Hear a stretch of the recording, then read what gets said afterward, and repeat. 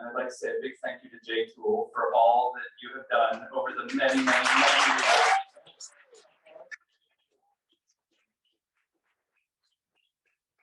I'm going to read from the introduction, which is in fact entitled Jay Toole Marks the Land. And it starts off with a quote from Angela Davis. The success or failure of a revolution can almost always be gauged by the degree to which the status of women is altered in a radical, progressive direction. The Jefferson Market Garden in Greenwich Village is one of the loveliest places I can't stand. Flowering season seems to last longer there than the rest of the city. The low-rise nature of the surrounding buildings allows precious sun to warm the ground for Lenten roses in the first weeks of March and keeps the garden inviting until the camellias drop their last petals in November. The only potential reminder of the spot's 150-year history as a prison is the high steel fence, which these days keeps the unwanted riffraff out rather than in. I used to love this garden. I'd sit by the koi pond, do interviews on my cell phone, and think what a beautiful oasis it was. What a gift the village had given the city. Now I can't look at it without hearing Jay Toole's voice describing the brutal physicals the doctors had inflicted upon her there, when the garden was a prison called the Women's House of Detention. Quote, when I go into the garden, I'm always brought back to the one time. It happened many times, but this one stands out. He's telling me to get on the table and put my feet in the stirrups and this and that, and it felt like his whole arm went in there, you know? And they checked everywhere. Every hole you have, that's where they went. And then he was like, all right, get off the table. Hurry up, we gotta bring the next one in. Hurry up. I couldn't even move. The pain was so bad, and I don't know what he did up in there, but it was so bad. When I looked down, I was covered in blood. And they didn't do nothing. Today, it's hard to imagine that a prison once graced the rarefied streets of Greenwich Village, one of New York City's most picturesque and unaffordable neighborhoods. But for almost as long as there has been a Greenwich Village, which is to say almost as long as there has been a United States, detention centers have been an integral part of village life. The last of them, the Women's House of Detention, stood from 1929 to 1974. It was one of the village's most famous landmarks, a meeting place for locals and a must-see site for adventurous tourists. And for tens of thousands of arrested women and trans-masculine people from every corner of the city, the House of D was a nexus, drawing the threads of their lives together into its dark and fearsome cells. Some were imprisoned there once, for as little as a day. Others returned often and were held for years at a time. For decades upon their release, these women navigated the streets of Greenwich Village, ate in its automats and diners, caroused in the bars that would let them in, lived in nearby tenements, slept rough in the parks, visited friends and loved ones on trial or in detention, worked what jobs would have them, attended court-mandated health screenings and probation meetings, and in 1,000,001 other ways, made the village their own. Now, aside from a small plaque on the garden's fence, they have been almost entirely forgotten. Almost. The slim few who have fought to preserve the memory of the House of D are mostly working-class lesbian and bisexual women and trans-masculine folks, the people most likely to fall into its clutches and least likely to have other landmarks to call their own. Jay Toole first ended up in the orbit of the House of D when she was 13 in 1960. Some friends had given her the haircut every cool boy wanted. A tight fade flat top, just like Steve McQueen and Mickey Mantle. That was the final straw for her father, a violent, abusive man who ruled their Bronx home with his fists. That night he threw her out, and Jay lived among the queer kids on the streets of the village for the next 25 years. At the age when a lot of her peers started high school, Jay started heroin. In 1964, she stole a taxi to drive her girlfriend to California, but they only made it as far as Texas before they were caught. And Jay was sentenced to her first bid in the House of D. A lot of us called it the playground. A lot of us called it prison. I called it both, Jay told historians in 2016, depending on what I was arrested for and how much I got. For Jay, the prison was complicated. Dangerous, vile, violent, dirty, cruel, but also a place where she met other queer people and one of the centers of the queer community. She and other butches would hang out in the shadow of the prison at Wayland's drugstore on 6th Avenue, where they could watch the tide of arrested women flow in and out of the prison's high stone walls. Most of the people she met in prison are gone now, dead or disappeared, but Jay keeps their memories alive. Since the early 2000s, she's organized tours of the West Village to share the queer history of the House of D because, quote, young people don't know about it. The landmark is gone, but Tool marks the land, exposing the grim roots beneath the garden's manicured paths. And make no mistake about it, the House of D was the queer landmark. In truth, all prisons are, especially ones intended for women. Today, approximately 40% of people incarcerated in women's detention facilities are part of the broad LGBTQ spectrum. 40%. And that's compared to about 3.5% of the general population. That statistic is based on in-person interviews with over 100,000 currently detained people. And researchers only identified someone as a sexual minority if they themselves identified that way, or if they had sexual relationships with people of the same sex before being incarcerated. We can only speculate how high the percentage would have been had the study counted those who could not talk openly about their sexual identities, or if it included those who had same-sex sexual relationships while incarcerated. We live in the age of mass incarceration. If we extrapolate these findings to nearly 250,000 women currently incarcerated in America, at least 100,000 of them are queer. And that's after decades of LGBTQ, feminist, anti-racist, and anti-prison activism, which have supposedly made our criminal legal system more fair. During the years the House of D was active, which spanned the single most homophobic period in American history, the percentage of queer people it kept encaged was almost certainly higher. How much higher, we'll never know for sure. But records show that queer women and trans-masculine people were sent to the House of D for such crimes as smoking, forgery, petty larceny, being homeless, attempting suicide, murder, wearing pants, sending the definition of the word lesbian through the mail, associating with, quote, idle or vicious persons, staying out late, accepting a ride from a man, vagrancy, alcoholism, prostitution, possession of narcotics, waywardism, disobedience to their parents, stealing rare books, being alone on the street, rape, drug addiction, and lesbianism itself. Yet the impacts of queer people on prison history and the impacts of prisons on queer history are rarely examined. And even when they are, the focus is mostly on men. However, thanks to its age, size, and unique history as an early adopter of penal innovations, New York City, quote, offers a unique perspective on how the rehabilitation of female criminal behavior developed as a distinct reform enterprise. That's according to Cheryl Hicks, the author of Talk With You Like a Woman, African American Women, Justice, and Reform in New York. Furthermore, over the course of the 20th century, New York City went from having a 98% white population to a 44% white population. Major demographic shifts like the Great Migration, the immigration of Black people from the Caribbean, post-World War II anti-urban white flight, and the influx of Puerto Rican people due to the economic devastation of American colonial capitalism have had formative effects on our city and our prisons, and the way we treat the people incarcerated in them. Thus, New York's penal institutions for women offer unique insights into how racism, classism, xenophobia, and homophobia intertwine with misogyny to create public policy and ruin human lives. And the House of D, perhaps more than any other prison in the world, had an outsized role in queer life. It sat at the end of Christopher Street, the block whose very name is a global byword for queerness. You could see the Stonewall Inn from the prison's high, small windows. And during the Stonewall Uprising, those on the inside held a riot all their own, setting fire to their belongings and tossing them out the windows while screaming, "Gay rights, gay rights, gay rights."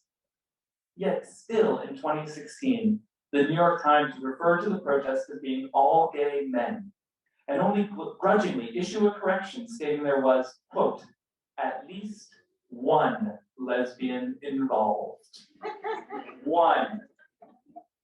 J. Toole, a Stonewall vet herself, could have told them that, if only anyone had bothered to ask. The House of D helped make Greenwich Village queer, and the village, in return, helped define queerness for America. No other prison has played as significant a role in our history, particularly for working class women and transmasculine people.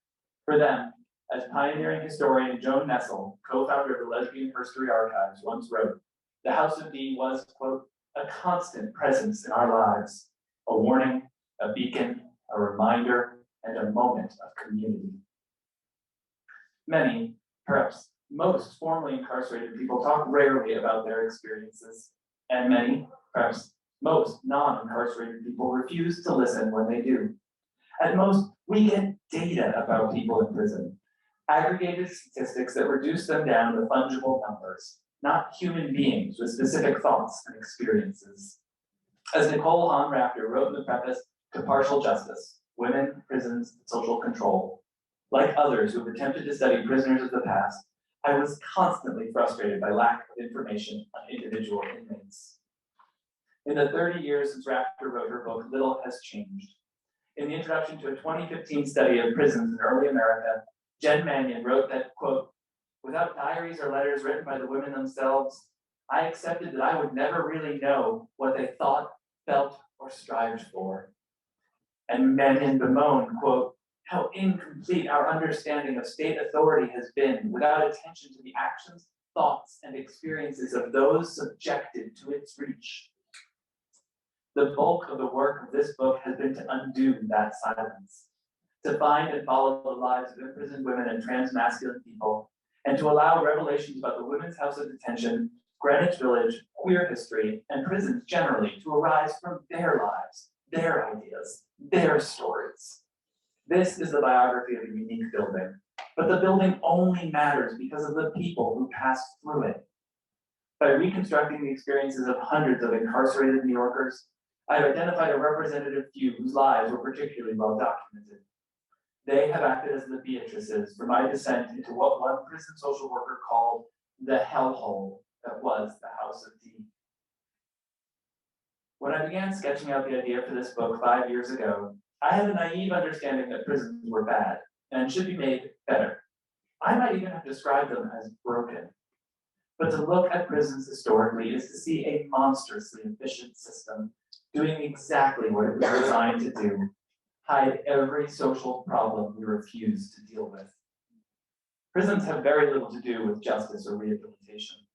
If they did, we would care about the 83% recidivism rate for people currently incarcerated in state prisons. Or we would be up in arms about the fact that 200,000 people are sexually assaulted while incarcerated every single year.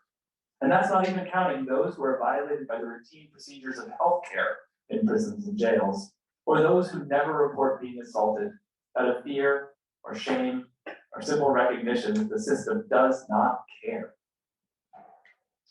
If 1 in 12 people sentenced to prison were also sentenced to be raped for their crimes, we would call that barbaric. But when 1 in 12 people is sexually violated as collateral damage to their imprisonment, we call that justice. As noted abolitionist, author, and community organizer Mariam Kaba writes in a brilliant book, We Do This Till We Free Us, calls for prison reform, quote, ignore the reality that an institution grounded in the commodification of human beings through torture and the deprivation of their liberty cannot be made good. Cages confine people, not the conditions that facilitated their harms, nor the mentalities that perpetuate violence. Justice deals with root causes. Punishment and confinement do not. For that reason, following the example of Kaba and other abolitionists, I use the phrase criminal legal system instead of criminal justice system. Most people in detention are there because they are poor, Black, female, queer, gender nonconforming, brown, mentally ill, chemically addicted, indigenous, abandoned by their families and the state, or some combination of the above. Discussions of crime are a distraction from that reality. Many abolitionists thus differentiate crime, the violation of specific statutes, many of which are inherently unjust, from harm, which is a violation inflicted on a person by another person or by the state, which must be redressed for true justice to exist, but which is often considered perfectly legal.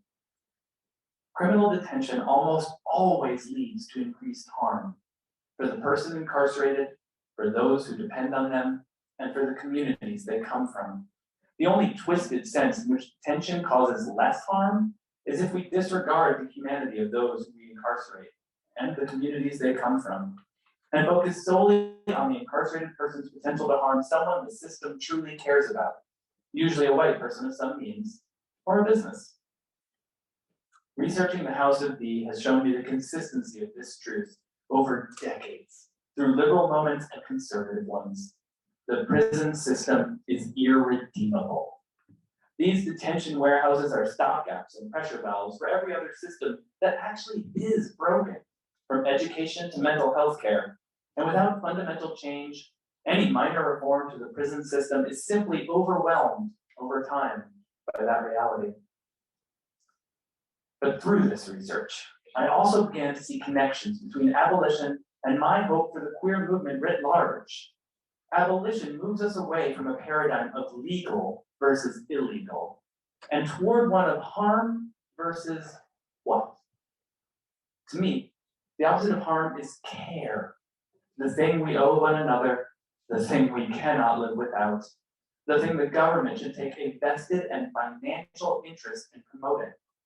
Yet we starve our systems of care while we feed the beast of incarceration. Our social safety net, from healthcare to the shelter system to welfare, is badly frayed. And our government has confused promoting a specific family type, heterosexual and nuclear, with promoting interpersonal care generally. I had many criticisms of the movement for gay marriage, but at the most fundamental, my frustration was this. It accepted, unquestioningly, the idea that certain kinds of sexual relationships deserve to be rewarded. But the government has no fundamental interest in our sex lives. It does, however, have a vested interest in seeing that we are cared for. The uncared for person ends up on the street, in the emergency room, in foster care, in asylums, in nursing homes, and all too often in prison. The uncared for person ends up costing the state time or money, one way or another. Marriage law is a clumsy, limited solution to that problem, an attempt to promote relationships of care in hopes that this work will not end up on the state. Why unnecessarily limited to pairs of people who like each other's genitals? Why not extended families? Why not friends? Why not sexual relationships beyond monogamy? A need for care connects so many parts of the broad queer agenda. What do children abandoned by their families need? Care. What do elders without descendants need? Care. What does the support to form your chosen family ensure? Care. What is access to medically safe, socially supported gender transition services? What did the AIDS crisis show our government's lack of? What do LGBTQ immigrants, refugees, and asylum seekers need? Care, care, care. Because queerness is not a vertical identity, as long as our society sees personal care as something that should mainly come from the nuclear family, there will always be queer people in need of care. In 1998, Jay Toole got sick. She couldn't walk for a while. Some friends on the street took Jay to a shelter where she got sober and connected with a woman who brought her to the LGBT center. At first, she thought, fuck no, I'm not going to that place. I used to sleep outside in the front of it when it first opened and they chased me off. Truth. But she went. And at that meeting, they were talking about welfare, about substance use, about homelessness. And she kept thinking, that's me, that's me, that's me. For once, they were talking about her. So she talked too. I don't know how, but the microphone ended up in my hand. I got up and I started telling them what I thought they needed to do, coming from the shelter system. And there's so many of us in there and no one knows about it. And I haven't fucking shut up yet. In 2002, recognizing the limitations in the liberal LGBTQ movement, that group became Queers for Economic Justice, an anti-poverty advocacy group with a queer lens. For the next 12 years, Toole was the director of their shelter project, which advocated for queer homeless people. Thanks to her work with QEJ, New York City allows shelter residents to self-determine whether they want to be placed in men's or women's facilities, and they recognize domestic partners on an equal plane with married couples. But despite all that she has done on behalf of so many others, Toole's own future is still insecure. I'd say I feel discouraged by what our community is not doing, she told an interviewer in 2011. I wonder what's going to happen to me when I won't be able to work or do anything. Who will take care of us? These are the questions abolition asks. Who is harmed? Who is cared for? And where is the state putting its thumb on the scale? The vast changes that our systems need cannot happen all at once. But every step we take must be in the direction of our ultimate goal of true liberation. As Huey P. Newton, co-founder of the Black Panther Party, once said, I believe that reform must be integrated with revolution. Reforms are all right. Reforms are good, so long as they don't put up an obstacle to your final revolutionary goal. We must make very sure that our reforms are well thought out, and that we explain to the people on the way the significance and also the dangers of accepting certain compromises. I am not an organizer. I do not have the answers. But by looking closely at the history of the Women's House of Detention, I can clearly see the development of our modern system of mass incarceration, how it has affected queer people and our communities, and just how little justice there is in it. In writing this book, I have lost a garden and gained a new vision for the world. Thank you.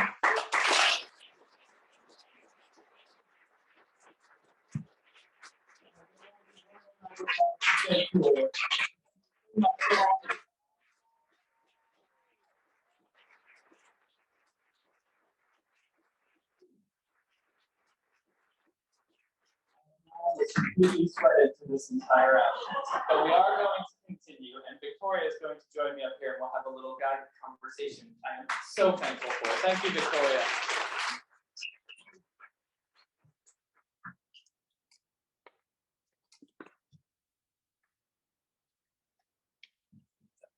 That was amazing. Can we give Hugh another round of applause?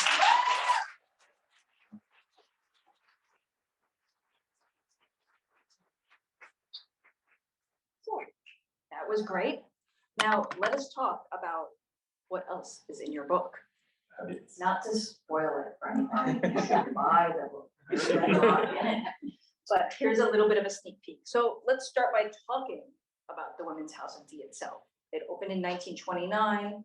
At a time in which the idea of the reformatory, a place where you would imprison people who are identified as women for violating gender norms, like wearing pants, like having sex, like staying out late, like being in cars with boys, things that you did not. I know, I've done all those. I'm wearing pants now. But things that you would not be incarcerated for if they classified you as a boy or a man. But this idea was losing favor by 1929. We also have the Depression. These things are expensive, to house, to incarcerate women in, and reform them into model housewives and maids and domestic servants.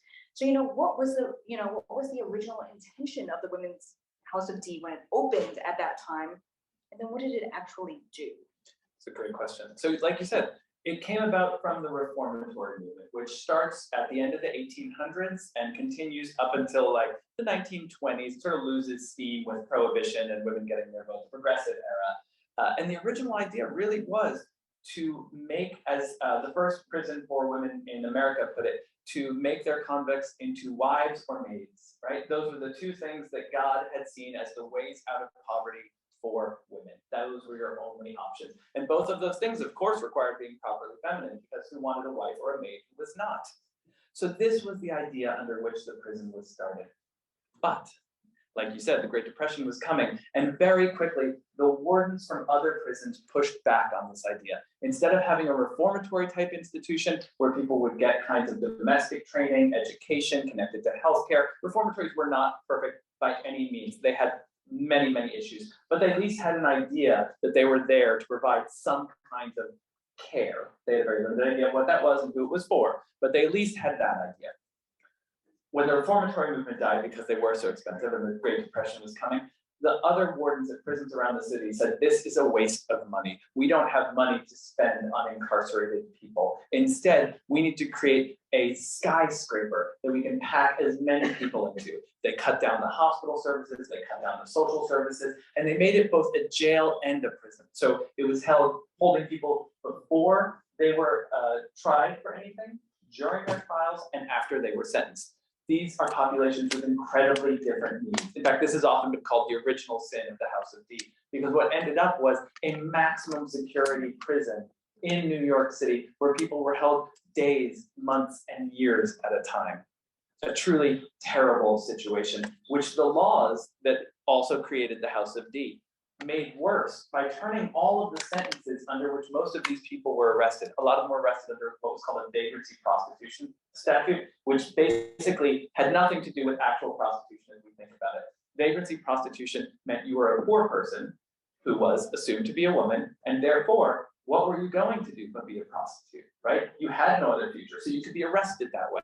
And that's what they packed the prison full of. Women arrested for prostitution because they were wearing pants, because they were out at night, because they took a ride from a man, or in many cases, because they were sex workers. That was the institution that they created in the heart of Greenwich Village, right at the time when the village gets known as a bohemian destination and the center of queer America. And then talk about this like policing of gender and sexuality and the role of race. I mean, like your book is filled with stories of people classified as women who are picked up or incarcerated, who are, smushed into this idea of the reformatory, who are sometimes helped by organizations like the Women's Prison Association, and sometimes pushed away by groups like that because they are not fitting this gender mold. And then we can't talk about incarceration in the 20th century, in the 21st century, without talking about race. So what is the role of race in here, especially since for a long time, Black women and women of color were not seen as ladies or reformable? Exactly. Many of them would not even be taken in by the reformatories if they were perhaps younger, if they were seen as feminine, then perhaps a reformatory would allow a Black woman into their institution. But other times they were shunted out, even if in every other way they fit the mold of the people who were allowed into these reformatories. And like you said, the social service groups, like the Women's Prison Association, where I draw many of my records from, because there are two ways you end up in the record, right? You either have power, you preserve your own story, or someone has power over you and they preserve your story. And for this book, social workers were the place where I found a lot of that information, because these women and trans men did not have the chance to publish their own stories or preserve their own papers. And like you said, many of those people were pushed out because they were too masculine, too old, too many crimes, they weren't seen as redeemable, and often because they were too Black. What you see in a lot of these records is younger women, younger Black women are allowed in until they say and push back on the sort of vocal racism of these social service organizations, which have that kind of pitying downward look that you find with these organizations frequently. Over the course of the 20th century, New York City's racial demographic really changes. But faster than that, the demographics in the prisons change. Sometime around World War II, for the first time, the women's prison, the Women's House of Detention, has more Black women than white women.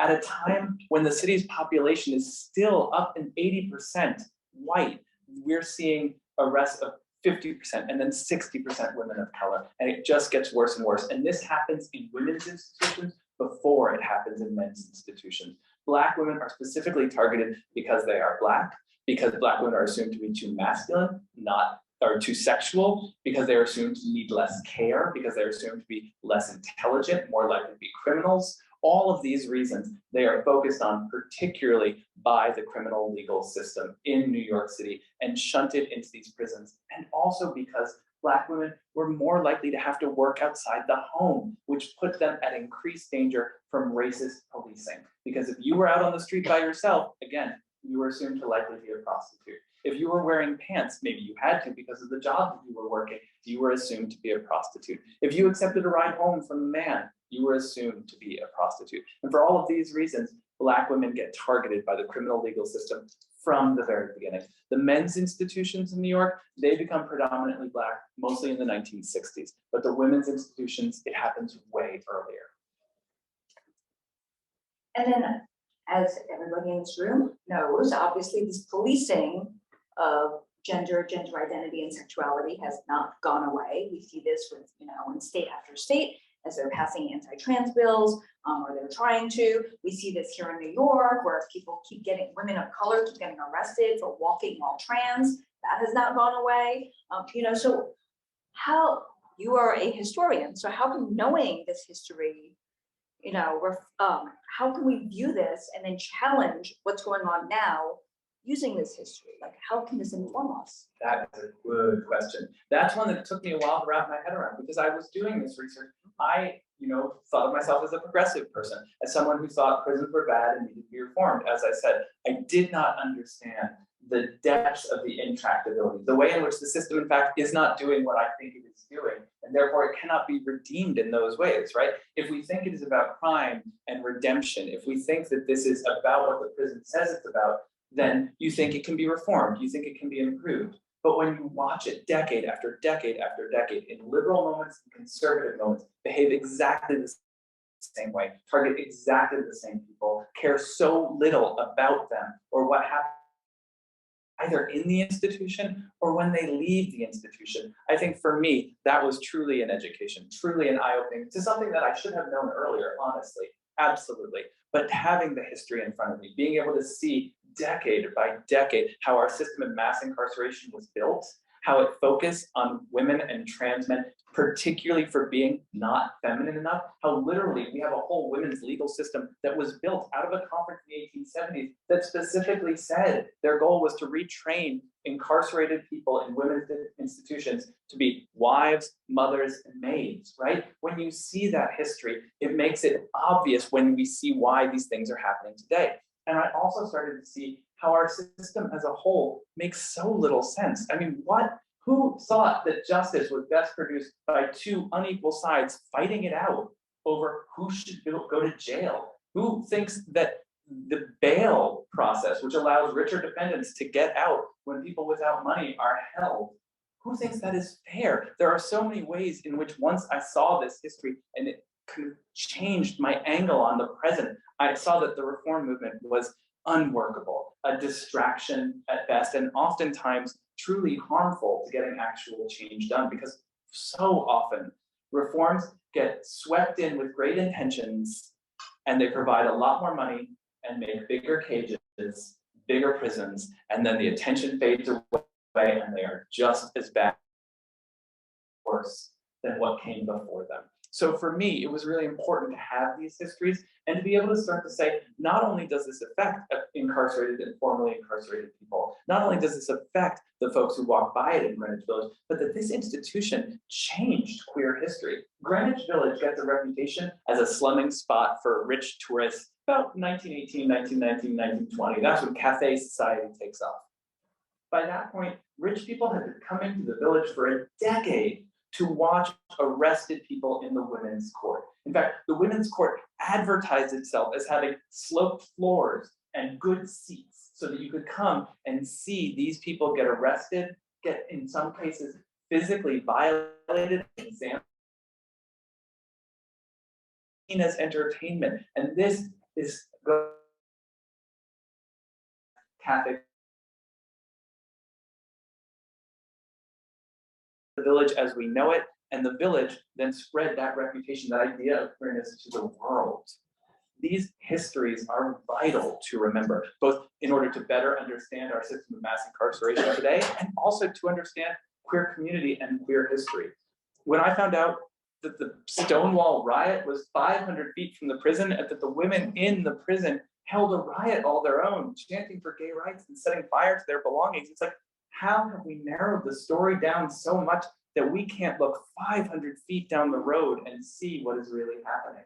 It's astonishing. And once you realize that these kind of stories can be unknown in Greenwich Village, like the one place where, like, if there's gay history, it should already have been discovered and talked about ad nauseum. If this history is hiding here, what else do we not know? What else is in the archives? The records that you mentioned that I used, the Women's Prison Association files, have been in the New York Public Library for 40 years, and no one has ever looked at them. It just tells us how much more there is for us to know. And that is one of the things I really walk away from with all of this, an understanding of how important prisons are to queer history, how important queer history is to prison present, and how they're so closely interconnected. Indeed, they are. And then, because you talk about Stonewall, can you talk about some of the other inside-outside organizing? I mean, it wasn't just one isolated incident. People were going past the House of D, you know, on their marches when they were demanding their rights. They weren't. Some people were not forgetting the folks inside. But So can many. you tell the audience about like more of these like inside-outside connections? Absolutely. The first protests against the prison are bare 2 years after it opens. A group called the League of Women Shoppers protests the invasive pelvic exams that are being given as people come in, which are theoretically searching for contraband. But after a riot in the 1950s, there's a whole series of riots at the Women's House of Detention in the 50s, which have been completely forgotten today. They had a special warden appointed to look into the women's complaints, particularly around these exams. And he noted that in the preceding 21 years, they had never, not once, found contraband with one of these searches. Not once. And they didn't change the rule, right? That is still the case today. Nothing has changed. It is shocking, but they have been protesting from the beginning. Those riots were over such things as these exams, but also the terrible food, also the terrible beds, the vermin, the abuse from the guards. There's a riot in 54, there's a riot in 58. Women and trans men start to organize, right? As all of this is happening, they are pushing back. Before the Mattachine Society and the Daughters of Bilitis form, which are two of the earliest homophile organizations in America, I've found records of women and trans men who have passed through this prison and said, we are normal, we should be allowed to do whatever we want, live how we want, love how we want. These are the stories that inspired the first organizers who say all the time, I met other queer people in the bars, right? But those people did not have the power to get their stories into the public record. And so this is a chance for some of these stories to find that air. We see how important they are, how important their organizing is, because it inspires all of this other organizing that is recognized. When you get into the 60s, like you said, the House of D becomes a flashpoint for so many different kinds of protests. The Black Panthers protest outside the building all the time. Youth Against War and Fascism, the Young Lords. The Gay Liberation Front actually forms after Stonewall, because in the wake of the Stonewall riots, there were meetings held by the Mattachine Society to talk about this energy that was in the air, this organizing, this protesting. And a group of young protesters who were involved with the left in many other ways said, we want to protest the Women's House of Detention. And when the Mattachine Society leaders said no, they didn't want to do anything that would piss off the cops, they immediately formed another organization called the Gay Liberation Front in order to protest the prison in support of the Black Panther Party.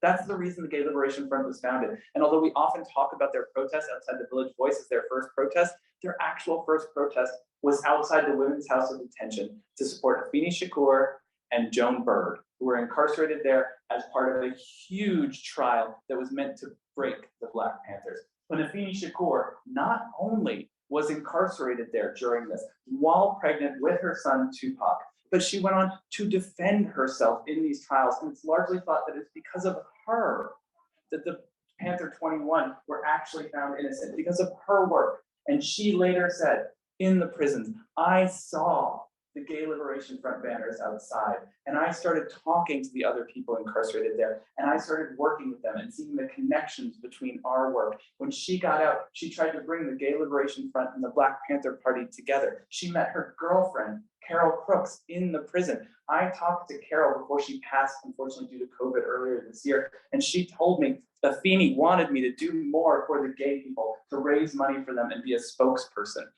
They were trying to knit these movements together, incarcerated women, because they knew exactly how awful these systems were and how interconnected they were. And Black women, particularly in the 60s, but also from the very beginning, we see Black women specifically politically organizing with other queer women, other straight people, with trans men to shut down these prisons, to start bail funds, and to get word of what was happening on the inside to the people outside who walked by every day, but maybe all they knew about the prison was the shouting up and down, right? That's the thing everyone remembers. They remember hearing people call out to their loved ones, but the stories of those people and those loved ones, they have not gotten the airtime that they deserve.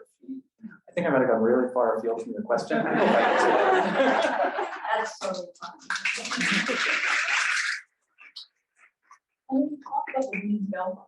So, for audience members who don't know, you mentioned that bail is the system in which you have to give, the judge will say you have to give a certain amount of money so that you will return to court.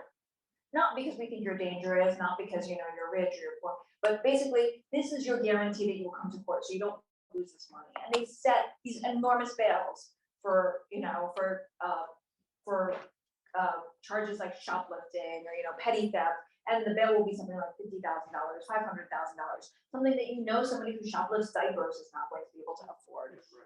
And again, it sets up the system where people who are willing to pay, where their family puts a collateral and they can pay for this, and then they can go home and wait for their trial. And people who are outside pre-trial are more likely to get acquitted or to be able to plead for lesser charges and get a better deal than people who are stuck in jail month after month, month after month after month after month, trying to fight those same charges. So, so bail is a huge issue today, but one of the things that Hugh mentions and he talks about in the book, which you should all read, is the Women's Bail Fund, which is a bail fund. Yes, indeed. What started, as part of this inside-outside organizing. So can you tell folks in the audience more about this inside-outside organizing that was the bail fund? Absolutely. The bail fund is an incredible model, I think, in terms of this kind of work. So it starts in two places at once. On the outside of the prison, there's a group of women who are mostly middle-class educated feminists who are meeting in a consciousness-raising group, and they want to work on issues of incarceration.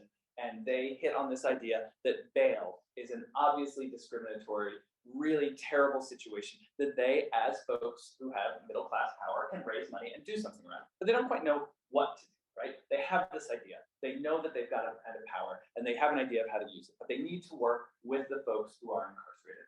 And so they reach out to a number of women, particularly Angela Davis, Afeni Shakur, and Denise Oliver Velez, who's a leader in the Young Lords and the Black Panthers.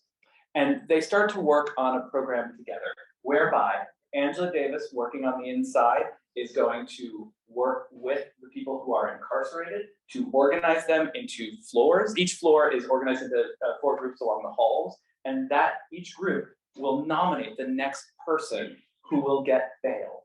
And when they are out, that person will then work with the bail fund, with Afeni Shakur, with these other women, with Denise Oliver Velez, who designed the publicity materials when they started, the posters to start to tell people about the bail fund, to raise more money.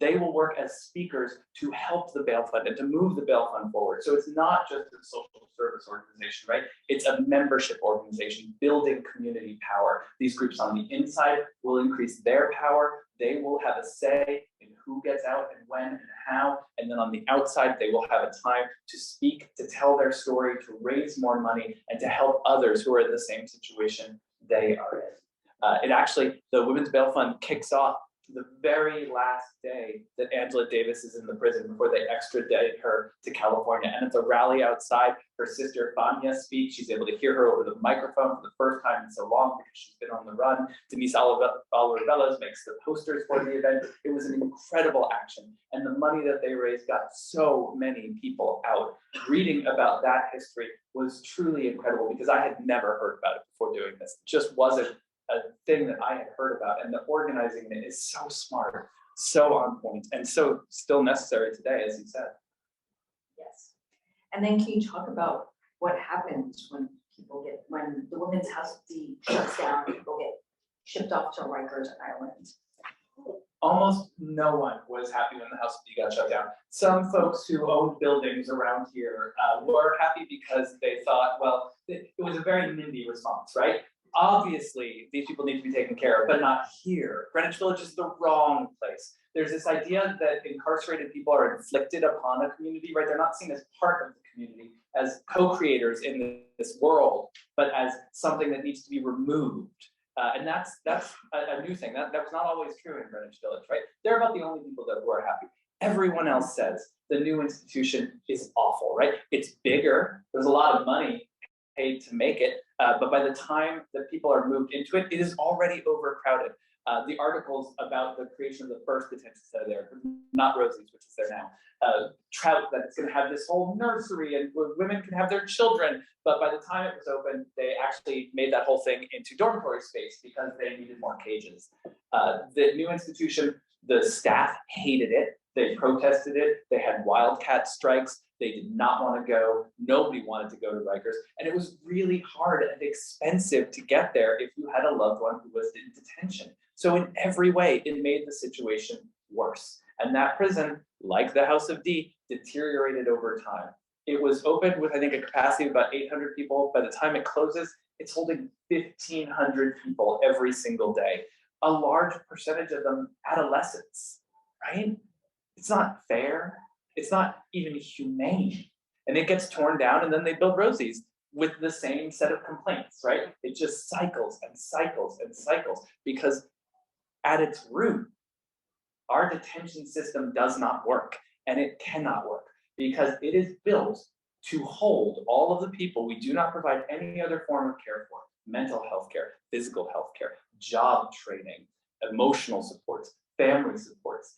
We disregard and discard those people into prisons. And then any attempt at reform does nothing because it does not address those central issues. And the prisons just reform themselves into these detention warehouses that are overstuffed. And that will continue, which is why I think my biggest takeaway and why the part that I always read from this book when I talk to people is about abolition, because more than anything else, that is what researching this history taught me personally. I was excited to learn all these stories. They have meant so much to me, and every person like Jay who has shared their life with me has made me cry, made me laugh, made me angry, made me feel like we are going to win this, because how could we not with these sort of warriors in front of us? But more than anything else, what I have learned is that this system cannot stand. We cannot keep doing this if we want to have a future as a society. Abolition is the only way forward. And like I said, I am not an organizer. You are one of the many people who knows way more than I do. And there's people in this room who know way more than I do. I am by no means an expert. And if you want to learn more, there are people out there, books out there, organizations out there, places you can give money to, you can volunteer with, you can read about. Abolitionist thinking is a lens we can bring to all of our work. It doesn't mean you need to be out there protesting, though if you are, fabulous, I love it. There are aspects of this that you can bring to everything that you do. And that is what I have learned through doing this book, to bring that lens to all of my work moving forward.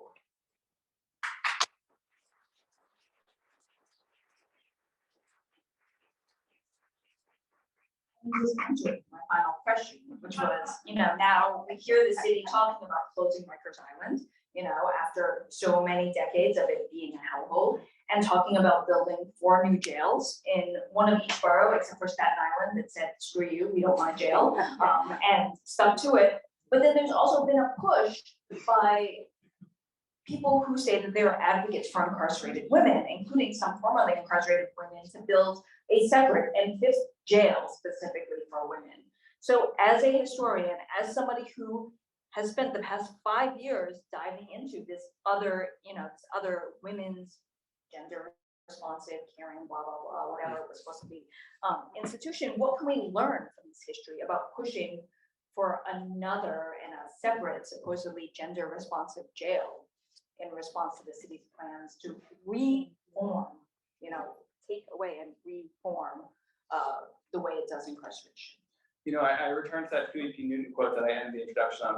Reforms are necessary, right? We need steps, but those steps always must be taken with a goal in mind of reducing incarceration, decarcerating the city, getting rid of the jails and prisons as we know them today. Any step that does not consider that the ultimate goal, that is not in part a plan towards getting to that goal, is not going to work. Because reforms happen and then a bunch of people shift their attention away because they think, oh, we've made the problem better. We don't need to pay attention anymore. And that just isn't true when it comes to the criminal legal system. It is remarkably impervious to reform, which is one of the reasons why the House of D is so important over this history, right? Because as cops are arresting people everywhere else, shutting down bars, raiding parties, they cannot raid the House of D. They are bringing everyone there.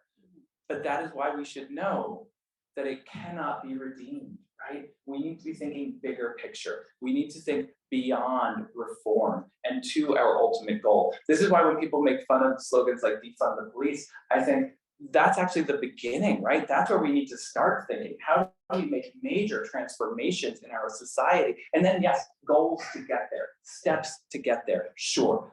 I don't know what those steps are. I am not an expert. There are people who know so much more than me, but I can see that unless we have the goal in mind, we're never gonna get anywhere. In fact, it's only gonna get worse. You look at the history of mass incarceration since the 70s in this country, and it is just like a line shooting upward. Thank you. Thank you. Thank you so much. Another round of applause.